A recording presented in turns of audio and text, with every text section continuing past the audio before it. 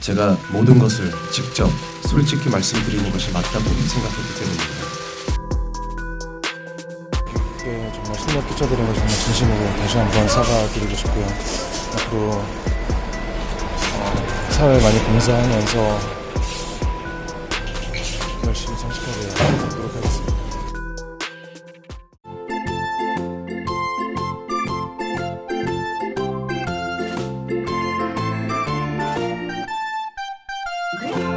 김대우 기자의 오보 연예 뉴스. 여러분 좋아요와 구독 눌러주세요. 피디님 전해주세요. 오늘은 이쁘게 전해주시네요. 자, 오늘 어떤 소식인가요? 네. 바로 좀 쫄면의 중독성은 괜찮은 중독성인데 네. 절대 이 중독에 걸리면 안 되는 바로 이제 그 약물과 관련해 가지고 네. 그 박유천 씨의 재판 결과가 나왔어요. 아, 네, 이 결과가 뭐 일반인 분들이나 아니면 이번 그 상황들을 지켜보신 분들한테는 굉장히 좀 약한 처벌이 아닐까 이런 얘기를 하고 있는데 네. 그럴 수도 있을 것 같아요. 그래서 추징금 140만 원, 집행유예 2년. 그러니까 2년간 동종 범죄를 저지르지 않거나 네. 하면은 봐주는 거죠. 네. 하지만 이제 2년 동안 안에 다시 약물에 대해서 손을 대거나 네. 아니면 다른 범죄를 저지르거나 저지른다. 하면은 이제 가중 처벌이 돼서 그러니까 완전히 뭐 봐준 거라고는 할 수가 없는 상황인 거죠. 그러니까 뭐 이 정도에 대해서 많은 분들이 이제 그 조금은 이제 작다 뭐 이렇게 얘기를 할 수 있겠지만은 이 약물과 관련된 범죄에 있어서 또 하나가 두 개가 더 걸려요. 어떤 거죠? 바로 이제 보호관찰과 치료명령. 아. 보호관찰은 뭐냐면 수시로 이제 그 보호관찰 담당관이 와서 체크를 해요. 네. 그 다음에 또 전화했을 때 전화 받아야 되고, 그 다음에 와서 신고를 해야 되고, 네. 그 다음에 또 이제 치료 명령을 받아야 되는데 이거는 그 정확하게 이제 시간이 그 나오지는 않았습니다만 거기에서도 그 이제 그 박유천이 어느 정도 이 마약과 관련해서 끊었다라는 네. 걸 받아야 되고 일단 혐의 자체는 여기가 중요한데요. 네. 남양유업 창업주의 외손녀 황하나 씨. 네. 와 세 차례에 걸쳐서 필로폰 1.5g을 구매해서 6차례 투약을 하고 지난해 9월에서 10월 갖고 있던 필로폰을 황 씨와 함께 투약한 혐의로 이제 기소가 된 거거든요. 4월 26일 날 이 박유천이 기자회견을 열고 했음에도 불구하고 경찰 조사를 통해서 구속이 되어졌으니까 네. 지금 거의 2달이 넘는 동안 구속된 상황에서 이 재판을 받아온 거죠. 그런데 이제 이 박유천과 같은 경우에는 탈탈 털렸죠. 아, 그렇죠. 그러니까는 신체에 대한 압수수색을 받아가지고 결국은 이제 신체 부분에서 약물이 나왔고 이와 관련해서 이제 모든 것에 대해서 진술을 하게 되는데 문제는 이제 황하나 씨와 관련된 부분인데 네. 황하나 씨는 아직 지금 결론이 안 나왔죠? 그렇죠. 네. 근데 이제 황하나 씨가 유명 연예인과 함께 했다는 진술을 하면서 박유천이 특정이 되어졌고 이 부분에 대해서 수사를 했잖아요. 네. 그러니까 어떻게 보면은 박유천과 같은 경우에는 굉장히 그 황하나 씨에 대해서 아쉬움, 아쉬움? 뭐랄까 원망, 원망스러울 것 원망. 같아요. 또 한때는 연인이었는데. 여기에서 이제 그 황하나 씨도 진실을 고백을 했지만 네. 박윤천 씨도 이번 이제 경찰 조사와 그다음에 또 재판 과정에서 황하나 씨를 공격을 했어요. 어떤 공격을 했죠? 9월부터 10월까지 네. 그 필로폰을 황하나 씨와 투약한 혐의로 기소가 그 재판을 받았잖아요. 네. 그것부터 시작. 근데 두 번에 대해서는 네. 황하나 씨가 진술을 하지 않은 부분이에요. 그러니까 황하 씨도 자기가 이렇게 얘기 안 했던 본인은 안 했다 그래요. 안 했던 부분을 박유천 천 씨가 씨가? 했다는 거죠. 박유천 씨가 황하나 씨와 했다 두 차례는 하기 때문에 이번 이제 그 박유천 씨에 대한 재판 결과가 나오듯이 이 황하나 씨가 10일 날 이제 그 결심 공판이 이루어지는데 이 부분이 이제 그 굉장히 그 황하나 씨의 형량이 늘어나는데 영향을 갖다 미칠 것 같아요. 그래서 지금 현재 그 그 황하나 씨 같은 경우에는 박유천의 진술 내용에 대해서 동의하지 않는다. 라는 거는 뭐냐면 부인하고 있는 상황이거든요. 그쵸. 두 차례에 대해서. 네. 하지만 박유천 씨는 두 차례에 대해서 했다고 증언을 한 거예요. 어... 미묘한 상황이 되는 거죠. 뭐 박유천 씨 같은 경우에는 내가 그 약물을 했기 때문에 다 진술을 한 거고 했는데 그 내용 자체가 황하나 씨에게는 형량이 늘어날 수 있는 이런 형태가 되는 거고 이미 이제 그 황하나 씨 같은 경우에는 과거 전력이 있는 거예요. 지금 현재. 그러니까 2015년도 그러니까 이제 사건이었고 2017년도에 그 불기소 의견으로 그 송치를 했어요. 근데 여기서 이제 문제가 생기는 게 바로 이제 지금 현재 경찰에서 수사하고 있는 뇌물설, 그 다음에 봐줬다라는 부분으로 해서 이제 경찰이 지금 현재 진흥수사대에서 조사를 받고 있는 상황인 거고 2019년 4월 2일에 하면서 이제 내사를 다시 하게 됐고 이 황 씨를 구속하게 되잖아요.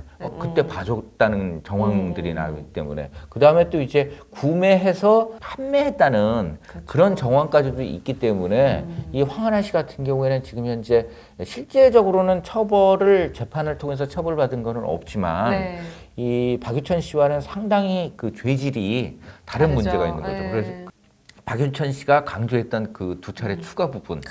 어떡해 진짜. 그렇죠?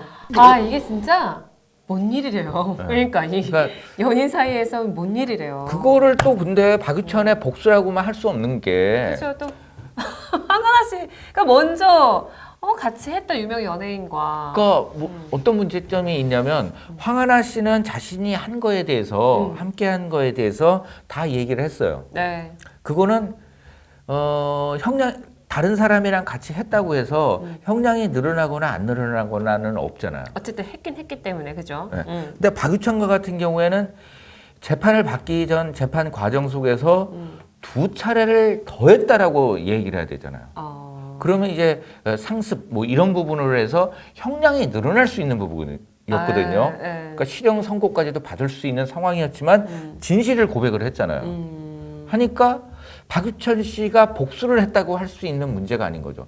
자신의 위험, 그러니까 리스크를 감당하면서까지도 그렇게 얘기했다는 거는 저는 조금 진실에 가깝지 않을까. 물론 이제 재판 결과를 살펴봐야 되겠지만 적어도 제가 생각할 때는 박유천 씨보다는 황하나 씨의 그 형량이 좀 더 많이 나올 가능성이 있고 그 핵심점은 이제 과연 뭐 집행유예가 없이 그 수감 생활을 하느냐 안 하느냐 이 걸림돌이 되겠지만 제가 추측하기로는 아마 실형을 받지 않을까. 그렇죠. 또 잘못을 했으면 그만큼 받아야죠. 네, 뭐 2심도 있고 뭐 하니까는 뭐 그 형량이 좀 달라질 수는 있겠지만 집행유예로 나올 사안은 조금 아닌 것 같다. 그러니까는 가장 핵심적인 거는 누군가에게 이 약물을 판매한다는 것, 그 다음에 유포한다는 것, 그 형벌이 굉장히 중요한 거거든요. 그쵸. 그거는 뭐 초범이더라 하더라도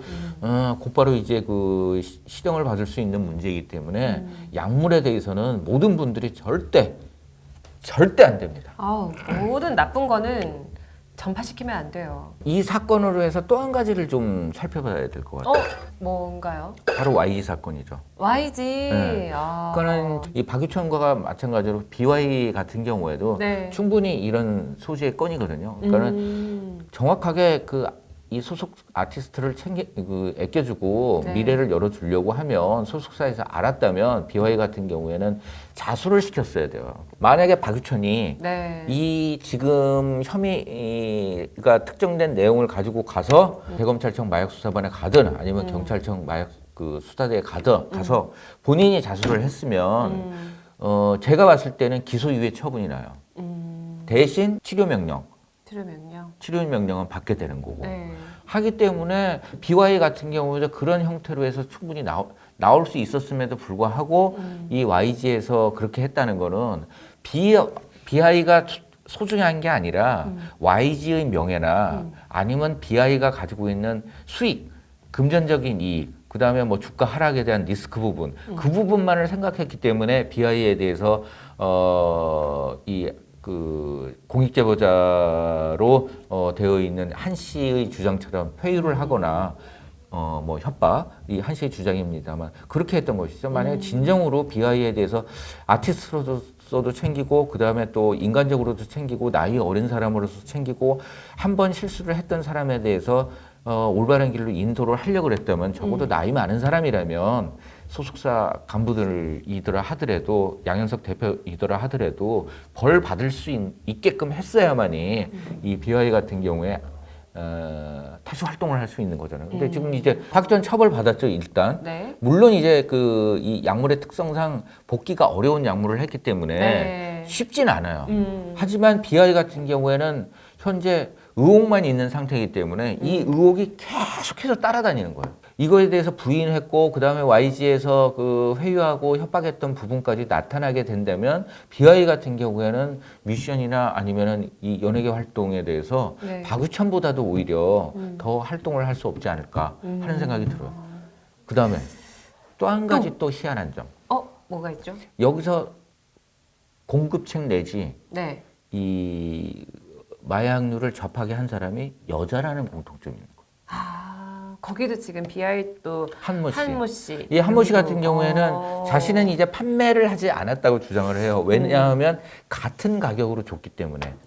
자기가 산 가격으로 줬기 때문에 네. 뭐 일견 뭐 타당할 수도 있고 근데 시장이나 아니면 뭐 이런 데 가면 내가 미치고 주는 사람도 있잖아요. 있죠. 그거는 안 파는 건가요? 그니까. 그죠? 그거는 뭐. 네, 저는 그래서 뭐 같은 금액으로 이렇게 넘겼다고 해서 그러니까. 그거를 유포하거나 뭐 판매가 아니라고 하는 거는 그냥 자기 변명에 불과한 것 같고 그 부분에 대해서는 아무리 공익 제보자이지만 그 부분에 대해서는 처벌의 그 대상점이 되지 않을까 하는 생각이 들어요. 근데 이제는 일반 여성분들, 그 다음에 젊은 층들, 그 다음에 고학력자들까지도 너무 대중화된 것 그리고 같아. 또 남성뿐만 아니라 여성들까지도 굉장히 깊숙하게 단순하게 투약하는 게 아니라 범죄 행위, 일련의 행위들을 주도적으로 하고 있다는 게 나오고 있는 거거든요. 그러니까 경각심을 가져야 되지 않을까 하는 생각이 들고 이 경각심은 단순하게 뭐 범죄에 대한 경각심뿐만 아니라 도덕적인 경각심도 네. 포함이 되지 않을까 하는 생각이 듭니다. 진짜 나쁜 건 원래 좋은 건 서로 공유하면은 배가 되지만 나쁜 거가 이렇게 나누면은 지금 해가 되는 거잖아요. 그렇죠. 계속해서 이게 아무리 내 가족이어도 아무리 내 연인이어도 정말 한 명이 잡히면 안 돼요. 네. 만약에 마약 투약하는 사람이 있으면 네. 우리 할아버지 손자도 신고를 해야 되는 거예요. 맞아요. 도와줘야 되는 거예요. 자, 그래서 지금 뭐 박유천 씨는 오늘 이제 이렇게 결론이 났고 이제 황하나 씨가 아직 남았죠. 황하나가 남았기 때문에 황하나 씨는 이제 그 결심 공판이 10일 열립니다. 그래서 이거에 대해서 다시 한번 또 짚어볼 기회가 있지 않을까 하는 생각이 듭니다. 절대 약물 절대 안 됩니다. 삐. 절대 안 됩니다. 삐. 하지만 여러분들의 좋아요, 구독은 눌러. 자, 마지막 인사하면서 마무리하겠습니다. 여러분 계속해서 좋아요와 구독 눌러주세요. 안녕.